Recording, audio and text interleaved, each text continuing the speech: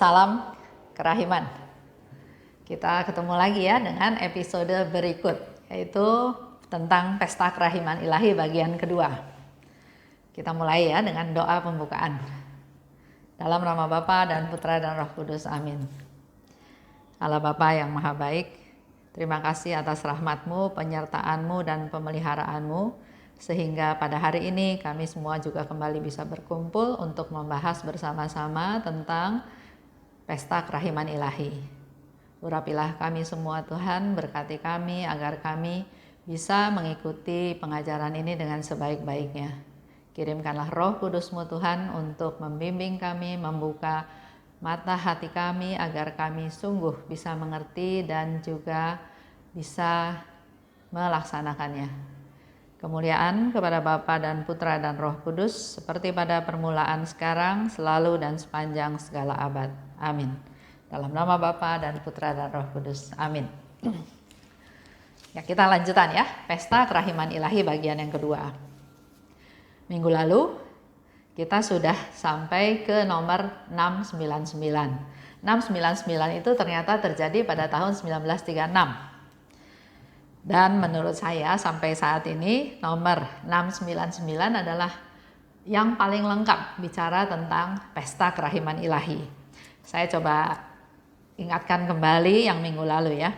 Jadi di dalam 699 itu disebutkan oleh Yesus, aku ingin agar pesta kerahiman ilahi jadi tempat pengungsian dan pernaungan bagi pendosa yang malang. Yang kedua, Yesus ingin pesta kerahiman ilahi dirayakan secara meriah. Ada 5 janji Yesus dalam pesta kerahiman ilahi tersebut.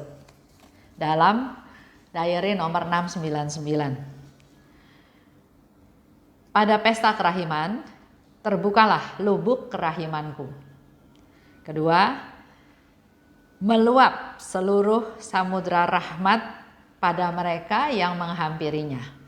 Jadi samudra rahmat itu meluap pada mereka yang menghampiri. 3, pemberian indulgensi penuh.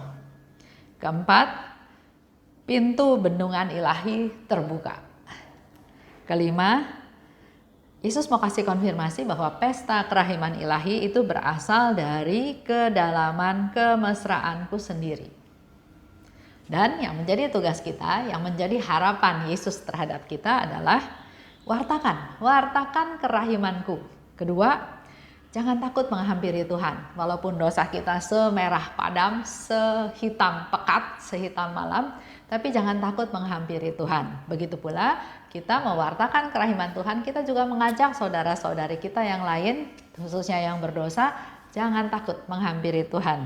Dan yang ketiga, berpaling pada Tuhan, supaya kita memperoleh damai sejahtera, supaya kita memperoleh ketentraman.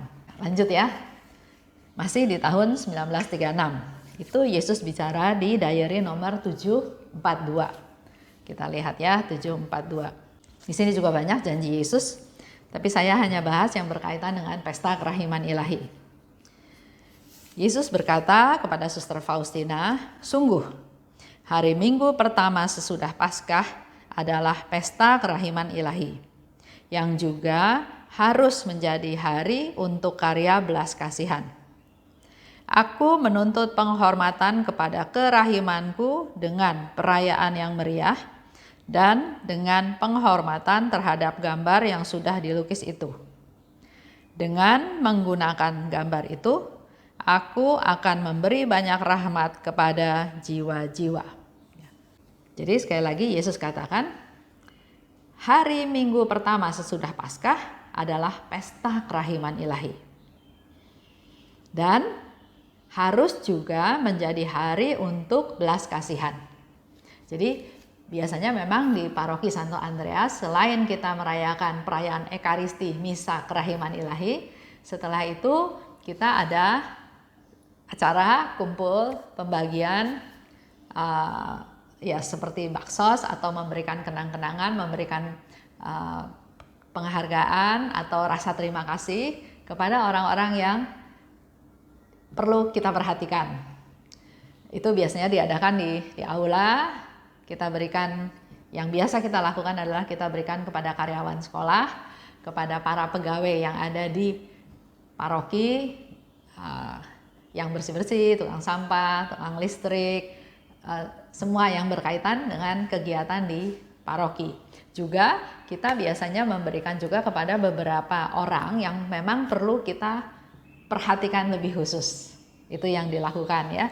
Selain juga dalam doa, kita berdoa syafaat untuk teman-teman yang sudah meninggal, untuk yang perlu didoakan.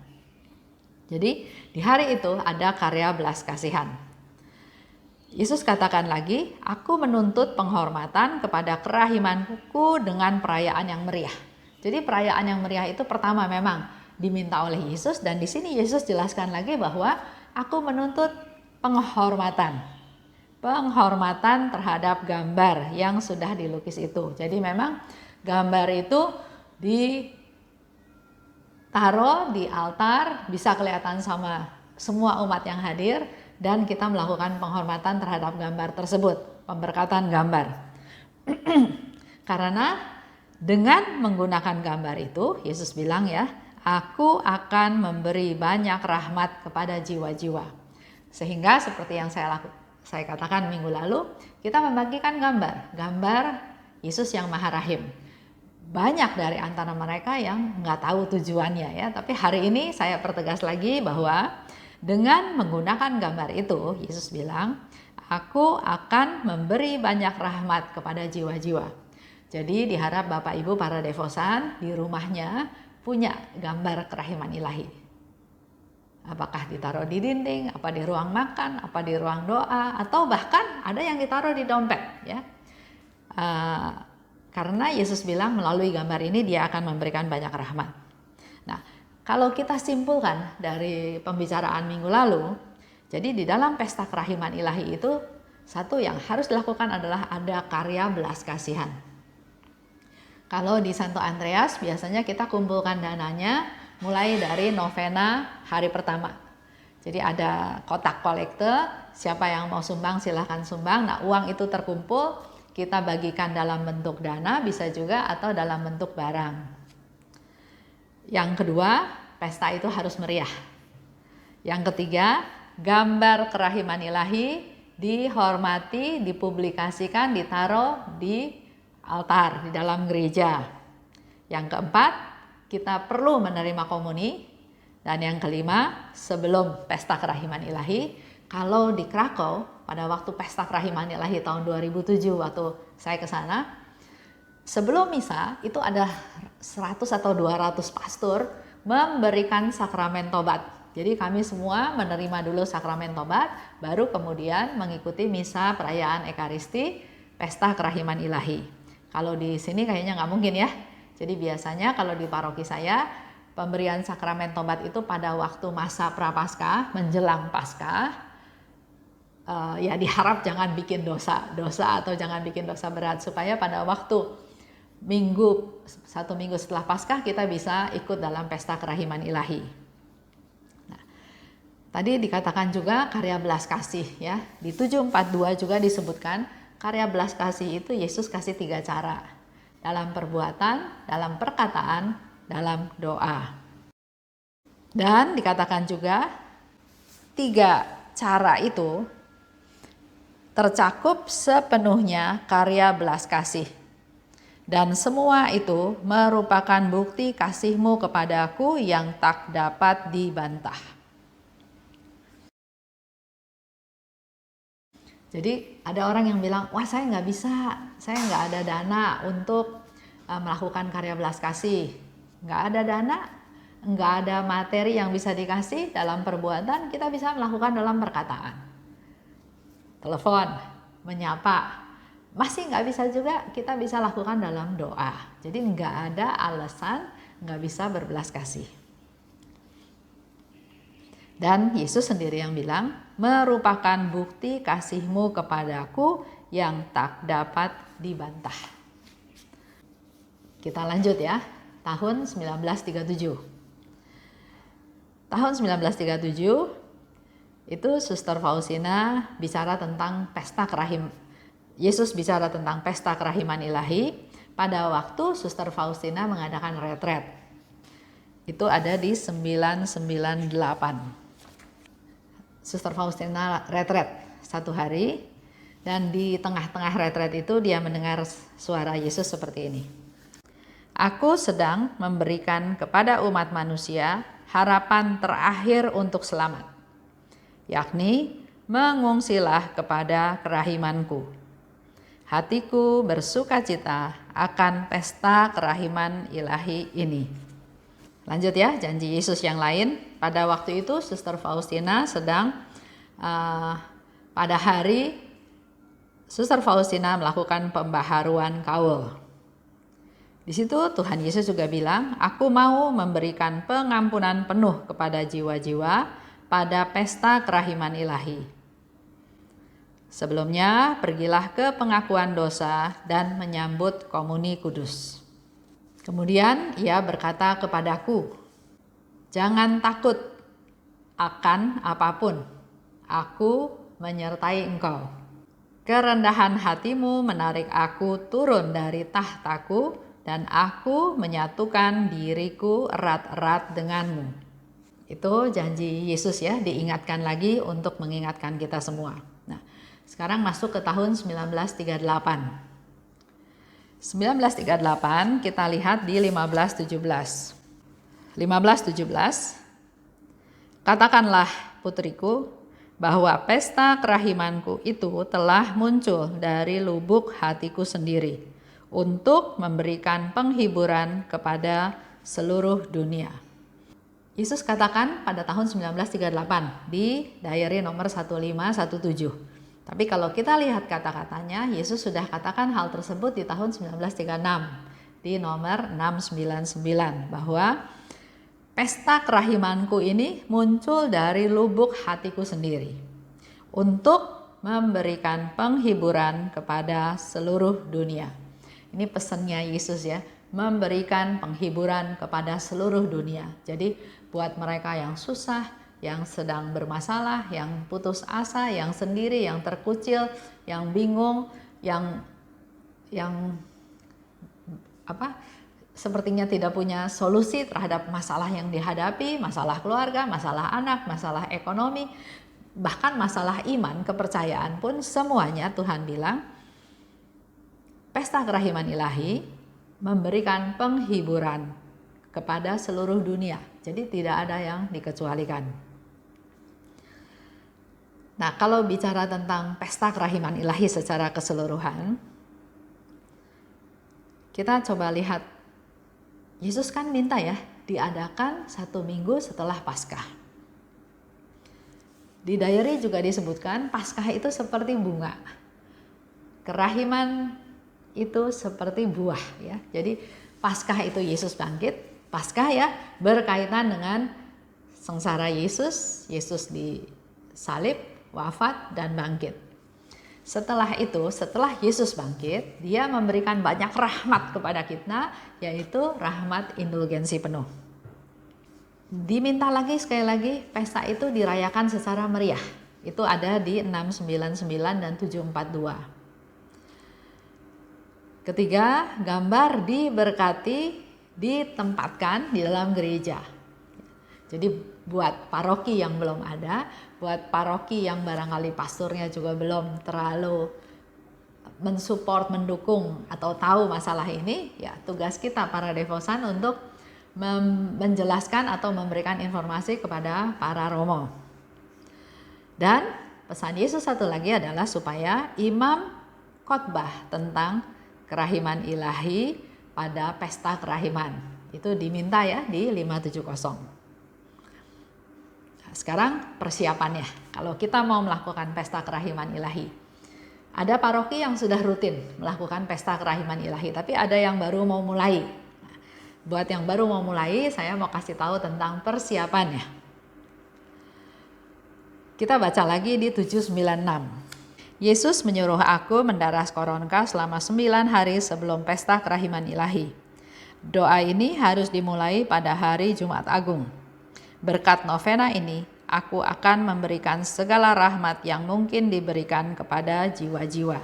persiapan untuk pesta kerahiman, seperti yang Yesus katakan kepada Suster Faustina di 796, Yesus menyuruh aku, Faustina, untuk mendaras koronka selama 9 hari berturut-turut sebelum pesta kerahiman ilahi dan dimulai pada Jumat Agung.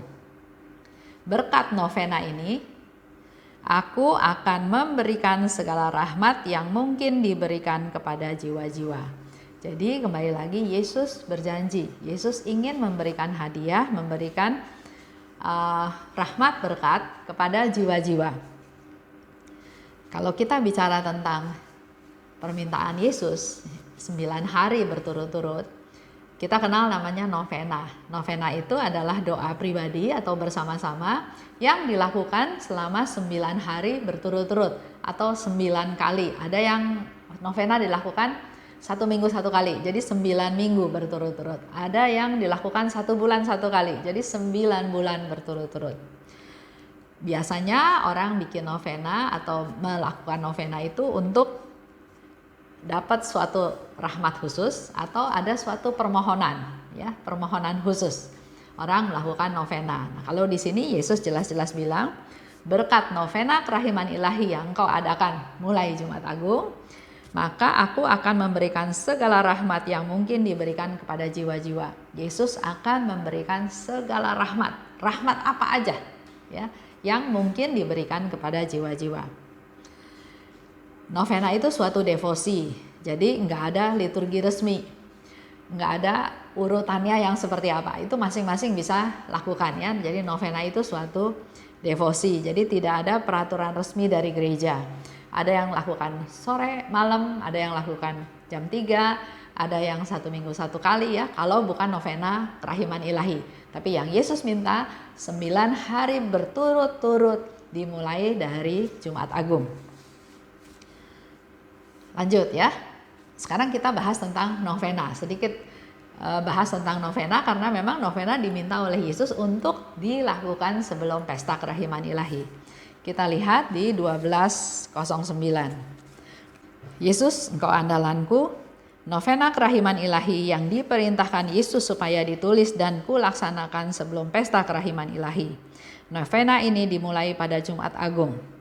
Yesus berkata, aku menghendaki agar selama 9 hari ini engkau membawa jiwa-jiwa ke mata air kerahimanku, supaya mereka menimba dari sana kekuatan dan kesegaran serta rahmat apapun yang mereka butuhkan dalam menghadapi kerasnya hidup dan khususnya pada saat kematian. Setiap hari hendaknya engkau mengantar sekelompok jiwa yang berbeda kepada hatiku. Hendaknya engkau membenamkan mereka di dalam lautan kerahimanku, dan aku akan membawa mereka semua masuk ke rumah Bapakku. Engkau akan melakukan hal ini dalam kehidupan ini dan dalam kehidupan yang akan datang. Aku tidak akan menolak apapun dari jiwa yang engkau bawa ke mata air kerahimanku. Demi kekuatan sengsaraku yang pedih, setiap hari hendaknya engkau minta kepada Bapakku rahmat bagi jiwa-jiwa ini. Jadi di sana dikatakan Yesus minta, ya, 9 hari berturut-turut membawa jiwa-jiwa ke mata air kerahimanku. Tujuannya supaya mereka menimba kekuatan dan kesegaran serta rahmat apapun yang dibutuhkan. Jadi Yesus minta selama 9 hari kita membawa jiwa-jiwa ke mata air kerahiman Tuhan, supaya jiwa-jiwa ini bisa menimba kekuatan dan kesegaran serta rahmat apapun yang dibutuhkan. Untuk apa? Untuk menghadapi hidup yang keras dan saat kematian. Jadi hidup ini memang perlu perjuangan, jatuh bangun, ya, gagal berhasil. Jadi untuk menghadapi hidup yang keras, kita butuh kesegaran, butuh kekuatan, butuh rahmat dari Tuhan yang kita bisa dapatkan di dalam novena kerahiman ilahi. Dan memang di 12:09, Suster Faustina juga bilang lagi, Yesus, aku tidak tahu bagaimana melaksanakan novena ini. Atau jiwa-jiwa mana yang lebih dahulu harus kubawa kepada hatimu yang maha murah? Dan Yesus menjawab bahwa ia akan memberitahukan kepadaku jiwa-jiwa mana yang setiap hari harus kubawa kepada hatinya. Di 12:10 sampai 12:24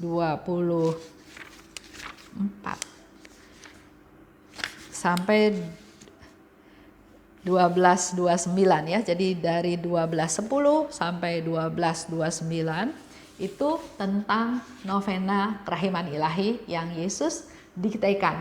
Hari pertama bawa kelompok siapa, hari kedua dan seterusnya. Saya coba tulis ya. Bawa kelompok jiwa yang berbeda. Yesus yang sudah tentukan di 12:10. Yaitu kelompok jiwa seluruh umat manusia, khususnya yang berdosa. Di 12:12, kelompok para imam dan kaum religius. Di 12:14, yaitu kelompok jiwa-jiwa yang saleh dan setia. Kelompok 4 di 12:16, kelompok orang yang belum beriman dan yang belum kenal Yesus. Kelompok kelima di diary 1218, yaitu kelompok jiwa orang yang sesat dan memisahkan diri dari gereja. Kelompok yang keenam di 1220, yaitu jiwa-jiwa yang lemah lembut, rendah hati, serta jiwa anak-anak. Kelompok yang ketujuh di 1224, yaitu jiwa yang secara khusus menghormati dan memuliakan kerahiman ilahi. Kelompok yang ke-8 di 1226, yaitu jiwa-jiwa di purgatorium. Sedangkan yang ke-9, hari ke-9 dari diary 1228, yaitu kelompok jiwa yang suam-suam kuku. Untuk lebih detailnya, lebih jelasnya bisa baca di diary, atau kalau Bapak Ibu mau lihat di YouTube saya pernah bahas tentang novena kerahiman ilahi, yaitu di bulan Maret, April tahun ini ya. Bisa dilihat kembali, di sana saya membahas dengan sangat detail kenapa kita harus berdoa untuk jiwa-jiwa tertentu tersebut yang Yesus minta. Bahkan untuk jiwa-jiwa di purgatorium pun Yesus minta kita berdoa. Bawalah dan benamkanlah dalam kerahimanku. Yang tersesat, yang meninggalkan gereja, yang belum kenal Tuhan Yesus, yang saleh dan setia pun kita perlu doakan, kita perlu persembahkan. Karena Yesus di sana menjelaskan setiap kelompok jiwa itu memberikan dampak kepada Yesus. Ada yang berdampak, contoh yang suam-suam kuku ya, itu buat Yesus itu sangat menjijikan. Dia tidak dingin, tidak panas. Itulah yang menyebabkan Yesus katakan kepada Bapak, Bapak kalau bisa piala ini lewat daripadaku. Tapi bukan kehendakku, tapi kehendakmu lah yang terjadi. Bisa juga ada yang belum kenal Yesus, atau yang tersesat, atau yang meninggalkan gereja. Yesus pun sedih terhadap yang dialami oleh mereka. Dan kalau mereka kembali kepada Tuhan, mendatangkan kekuatan sukacita buat Tuhan. Jadi setiap kelompok jiwa itu ada motivasinya, ada tujuannya, ada sebabnya ya. Pernah ada yang tanya sama saya, kalau doa buat orang meninggal boleh nggak dalam novena? Boleh, karena di hari ke-8 Yesus bilang berdoa untuk jiwa-jiwa di purgatorium. Leluhur kita, orang tua kita yang belum kenal Tuhan Yesus, kita doakan. Dan kita bisa dapat indulgensi yang sama untuk mereka. Lanjut ya. Kalau kita lihat di 10:59. Di situ juga dikatakan, Yesus menyuruh aku melakukan novena menjelang pesta kerahiman ilahi. Dan dikatakan, sehingga setiap jiwa akan memuji kebaikanku. Aku menginginkan kepercayaan dari segala ciptaanku.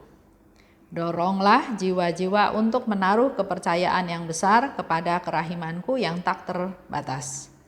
Biarlah jiwa yang lemah dan berdosa tidak takut menghampiri aku, sebab kalaupun dosanya lebih banyak daripada butir pasir di seluruh bumi, Semua itu akan tenggelam dalam lubuk kerahimanku yang tak terhingga. Di sini dipertegas lagi oleh Yesus di 10:59. Kalau mereka melakukan pesta kerahiman, kalau mereka dipersembahkan dalam novena, jiwa-jiwa, kelompok jiwa-jiwa itu dipersembahkan dalam novena kerahiman ilahi, maka setiap jiwa akan kenal kerahiman Tuhan dan akhirnya akan memuji kerahimannya Tuhan. Dan di samping itu, Yesus juga mengharapkan adanya kepercayaan dari segala ciptaanku. Jadi buat mereka yang meninggalkan gereja, buat mereka yang tersesat ya, buat mereka yang suam-suam kuku, Tuhan mau mereka itu punya satu kepercayaan kepada Tuhan. Yesus menginginkan kepercayaan dari mereka. Doronglah jiwa-jiwa untuk menaruh kepercayaan yang besar kepada kerahimanku. Percaya bahwa Tuhan itu Maha Rahim. Percaya bahwa Tuhan itu bisa mengampuni. Percaya Tuhan itu bisa merubah kita dari yang kurang baik menjadi baik. Dan Yesus juga bilang, biarlah jiwa-jiwa lemah itu tidak takut menghampiri aku.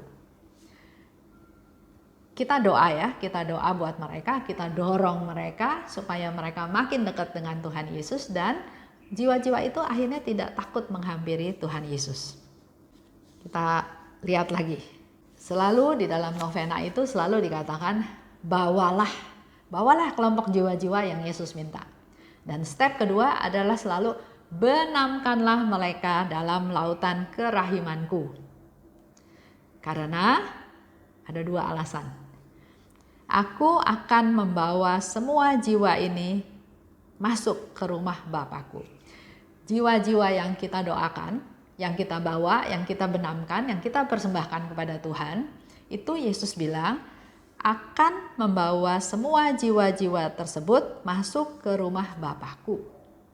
Jadi saya selalu bilang ya dalam novena 1 hari sebelumnya, kumpulkan jiwa-jiwa yang mau kita doakan. Contoh hari kedua, berdoa untuk para imam dan kaum religius. Berdoa untuk para imam. Oke, berdoa untuk para imam. Tapi kalau sehari sebelumnya kita sudah siapkan, kita bisa mulai berpikir lebih luas, lebih banyak lagi siapa-siapa yang kita perlu doakan. Semakin banyak yang kita doakan, tadi Yesus katakan, Dia mau membawa jiwa-jiwa ini masuk ke rumah Bapakku. Jadi kalau kita doakan si orang-orang tersebut, para imam, kaum religius, biarawan, biarawati, semakin banyak yang kita doakan, maka Yesus berjanji jiwa-jiwa itu akan kubawa masuk ke rumah Bapakku. Jadi bukan ya berdoa untuk para imam dan kaum religius. Ya Tuhan tahu kita doa buat siapa ya, tapi kalau kita cari, kita catat, kita ingat-ingat, itu bisa banyak sekali yang kita doakan. Contohnya buat Romo yang sudah sepuh, sudah tidak bisa melayani dalam perayaan Ekaristi, sudah cuma ada di rumahnya aja, lama-lama kan bisa lupa kan? Nah, kita doakan. Atau mungkin Romo atau uskup atau siapa yang sedang bermasalah, atau banyak yang kita bisa doakan ya. Kita ingat-ingat mungkin yang sudah meninggal, yang meninggal karena kecelakaan, yang meninggal karena sakit ya, banyak yang kita bisa doakan. Kita catat, kita ingat-ingat. Dan yang kedua, aku tidak akan menolak dari jiwa yang dibawa ke mata air kerahimanku. Jadi jiwa yang dibawa itu sehitam apapun, semerah apapun, Yesus bilang, aku tidak akan menolak jiwa yang dibawa ke mata air kerahimanku. Jadi inilah kesempatan kita membawa jiwa-jiwa yang perlu didoakan, yang perlu dipersembahkan, yang perlu merasakan kerahiman Tuhan. Tadi ya, jadi novena kerahiman ilahi, persiapan untuk pesta kerahiman ilahi. Yang kedua, kita melakukan atau menerima sakramen tobat. Yang saya katakan waktu saya di Krakow itu pada hari yang sama menerima sakramen tobat, kemudian perayaan Ekaristi. Kalau di sini kayaknya nggak mungkin ya. Jadi beberapa hari sebelum pesta kerahiman kita menerima sakramen tobat. dua syarat persiapan itu, pas hari pestanya kita perlu menerima komuni kudus dan juga berdoa untuk wujud Bapak Paus. Kadang-kadang kita tahu ya wujudnya apa, tapi kadang-kadang kita nggak tahu, bisa diganti dengan doa, satu doa Bapa kami, satu doa aku percaya, dan satu doa satu doa memuji Tuhan dengan singkat, Yesus Engkau andalanku, Yesus Engkau mengasihiku, doa seperti itu ya. Dan yang keempat, melakukan perbuatan belas kasih. Itu menjadi satu kesatuan yang harus dilakukan. Lanjut lagi. Nah, tahun 2000 itu adalah tahun jubileum milenium. Kita masuk ke milenium baru tahun 2000, tepatnya 30 April tahun 2000. Bapak Yohanes Paulus II, Bapak Paus Yohanes Paulus II mengkanonisasi Suster Faustina menjadi santa pertama di tahun milenium yang baru. Dan pada hari yang sama juga Bapak Paus meresmikan pesta kerahiman ilahi adalah 1 minggu setelah Paskah dan dirayakan di seluruh gereja Katolik di dunia. Itu permintaan Bapak Paus. Dan resminya, itu kan 30 April ya, resminya 5 Mei tahun 2000. Keputusan Bapak Paus Yohanes Paulus II menganggap 1 minggu pertama setelah Paskah itu adalah Minggu Kerahiman, Pesta Kerahiman, disahkan oleh Kongregasi Ibadat dan Tata Tertib Sakramen. Jadi disahkan pada tanggal 5 Mei tahun 2000. Kalau kita lihat kenyataannya sampai sekarang, belum semua paroki merayakan pesta kerahiman ilahi yang sekarang sebetulnya sudah menjadi ibadat resmi, bukan devosi lagi. Itu bicara tentang pesta kerahiman ilahi. Saya mau tambah sedikit tentang beberapa pesan Yesus yang perlu diantisipasi atau diinformasi atau diketahui oleh para imam. Lihat di 965.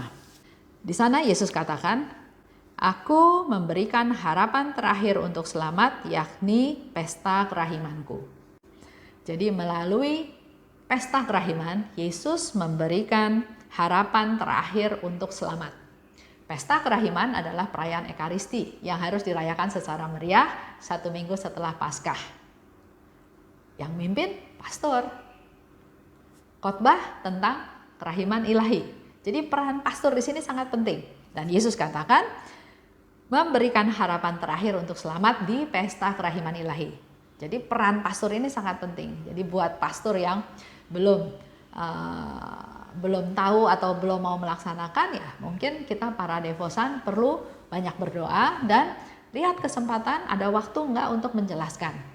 Karena bukan berarti dia enggak tahu, tapi mungkin juga memang belum ada yang menginformasikan hal tersebut.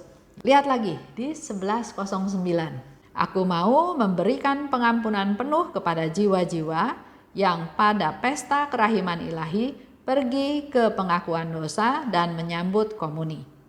Kembali lagi ya, Yesus ingin memberikan pengampunan penuh, ingin memberikan indulgensi penuh yang hanya bisa dilakukan kalau ada perannya para imam, menerima sakramen tobat dan menyambut komuni dalam perayaan Ekaristi. Lanjut di 1517. Yesus katakan, "Katakanlah putriku bahwa pesta kerahimanku itu telah muncul dari lubuk hatiku sendiri untuk memberikan penghiburan kepada seluruh dunia." Yesus datang ke dunia untuk menyelamatkan manusia. Yesus mempunyai wakil-wakil di dunia, itu adalah para imam, kaum religius. Dan mereka bisa mewartakan keselamatan yang dari Tuhan dalam homili mereka, dalam pewartaan, dalam penjelasan tentang homili, tentang kerahiman ilahi, di dalam pesta kerahiman ilahi, di dalam khotbah-khotbah mereka. Jadi perannya para imam itu sangat penting. Karena Yesus bilang mau memberikan penghiburan kepada seluruh dunia. Penghiburan kepada seluruh dunia melalui para imam di dalam perayaan Ekaristi. melalui permata-permata berharga di mata Tuhan, yaitu mereka-mereka jiwa-jiwa yang sudah terpilih. Kita fokus, kita mencari jiwa-jiwa, kita mempersembahkan jiwa-jiwa pada Tuhan supaya mereka semua mendapatkan penghiburan, kekuatan, kesembuhan di dalam pesta kerahiman ilahi. Itu aja ceritanya. Minggu depan akan dilanjutkan dengan topik yang baru, yaitu tentang jam kerahiman ilahi. Terima kasih. Kita tutup ya dengan doa penutup. Dalam nama Bapa dan Putra dan Roh Kudus. Amin. Allah Bapa yang Maha Baik, puji syukur kepadamu karena hari ini kami telah selesai membahas tentang pesta kerahiman ilahi. Ada banyak rahmat janji yang Kau berikan kepada kami melalui peristiwa pesta kerahiman ilahi. Oleh sebab itu Bapa, kami mohon jamahan-Mu menjamah para imam, kaum religius, permata-permata berharga di mata-Mu, agar melalui mereka kerahiman-Mu semakin menyebar, semakin diwartakan, sehingga semakin banyak orang mengenal, merasakan, mengalami, dan memuliakan kerahiman-Mu. Terima kasih Bapa atas pesta kerahiman yang Kau berikan kepada kami, karena itu adalah harapan terakhir kami semua untuk selamat.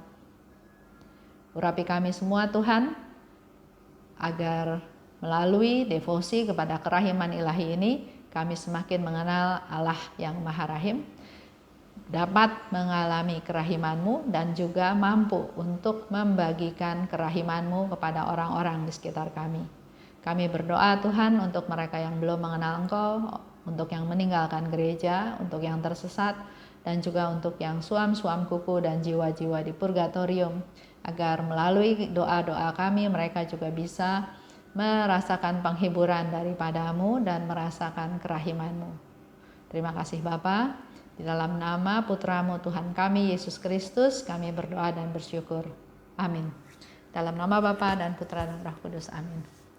Salam kerahiman.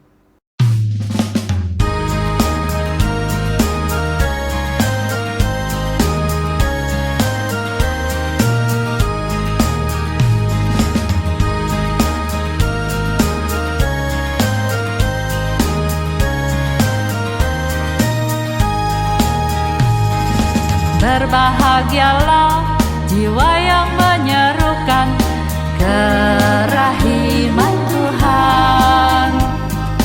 Jiwa itu akan dibela oleh Tuhan sebagai kemuliaan-Nya. Pujilah kerahiman Tuhan dengan mengandalkan kerahiman-Nya. Itu pujilah kerahiman Tuhan sepanjang hidupmu. Pujilah kerahiman Tuhan dengan mengandalkan kerahiman-Nya. Itu pujilah kerahiman Tuhan sepanjang hidupmu.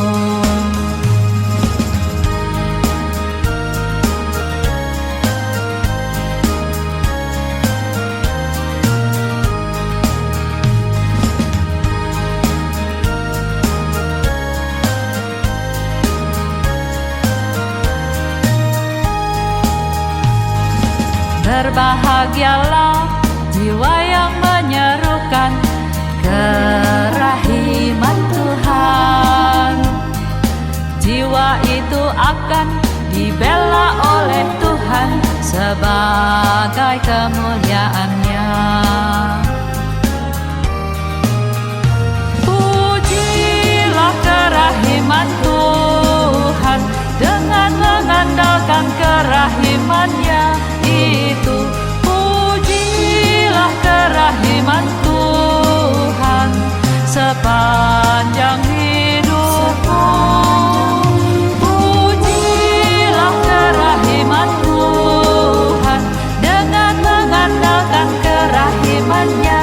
Itu pujilah kerahiman Tuhan sepanjang hidupmu. Pujilah kerahiman kerahimannya.